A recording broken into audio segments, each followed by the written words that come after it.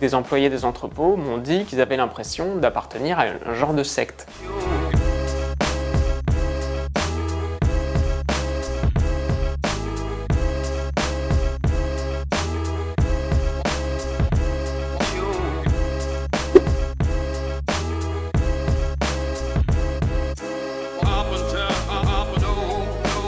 Amazon est une entreprise différente des autres GAFAM parce qu'elle est située à Seattle. Elle n'est pas vraiment une entreprise de la Silicon Valley, elle est un peu à l'écart et elle a toujours cultivé des façons de faire qui lui sont vraiment propres, bien que de nombreux cadres de l'entreprise que j'ai interrogés ou des employés des entrepôts m'ont dit qu'ils avaient l'impression d'appartenir à un genre de secte.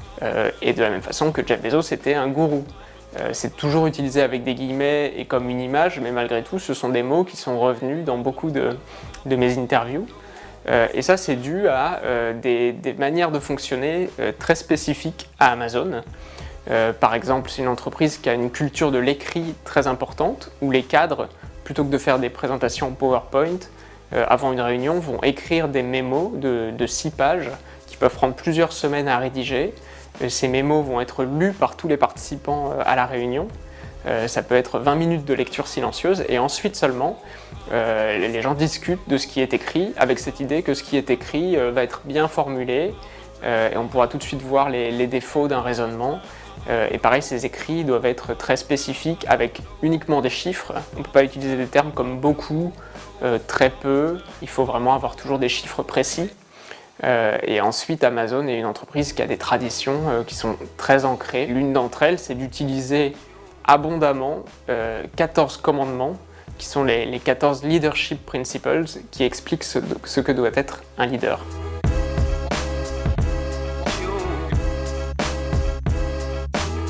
Ces 14 commandements ont été dessinés par Jeff Bezos lui-même et tous les membres de la senior team d'Amazon dans les années 2000. Le premier de ces 14 commandements, c'est la Customer Obsession, l'obsession client, qui doit tout diriger chez Amazon, c'est-à-dire que beaucoup de choses assez coûteuses vont être faites parce que ça va bénéficier aux clients, et Amazon considère que ça servira son modèle sur le long terme.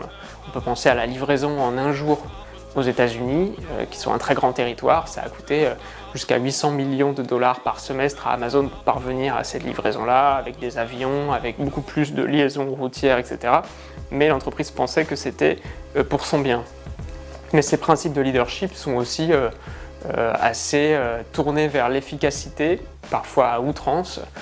Par exemple, un des principes, c'est fixer des standards extrêmement élevés qui peuvent paraître irréalisables aux yeux de certains. Recruter les meilleurs, par exemple, c'est des principes finalement très élitistes qui peuvent conduire à beaucoup de brutalité dans la manière dont fonctionne l'entreprise. Et ce qui est particulier, c'est que ces 14 principes sont utilisés tout au long de la vie du salarié. Pour son recrutement, il doit pouvoir justifier qu'il est compatible avec ces principes, raconter des anecdotes de sa carrière passée qui montrent qu'il est à la hauteur des principes de leadership. Ensuite, ils sont cités pour les évaluations biannuelles des salariés, qui peuvent être des évaluations par pair, c'est-à-dire que vous évaluez vos collègues anonymement en disant s'ils ont respecté ou non les principes de leadership. Et ensuite, ils sont aussi utilisés pour le licenciement des salariés. S'ils ne respectent pas les principes de leadership, eh bien, c'est un motif pour les renvoyer de l'entreprise. Dans les entrepôts d'Amazon, c'est là finalement que sont la majorité des employés. Amazon a plus d'1 million de salariés maintenant dans le monde. C'est le deuxième employeur privé aux États-Unis après Walmart. Et il y a des cols blancs d'un côté, mais surtout des cols bleus chez Amazon. Dans les entrepôts, ils ne suivent pas forcément les 14 principes de leadership, c'est une liste un peu plus restreinte. Malgré tout, il y a cette devise qui est écrite devant chaque entrepôt, « Work hard, have fun, make history », travaillez dur, amusez-vous et marquez l'histoire. Ça résume un peu la manière dont on travaille dans ces entrepôts, et cette manière, c'est la même en France, en Angleterre, en Italie ou aux États-Unis. Elle est vraiment uniforme. C'est un management piloté par algorithme et par ordinateur.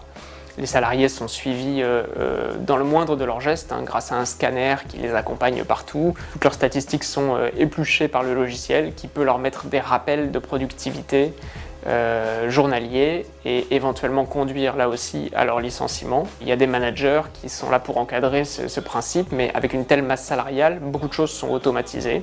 Donc ça c'est pour la partie travailler dur.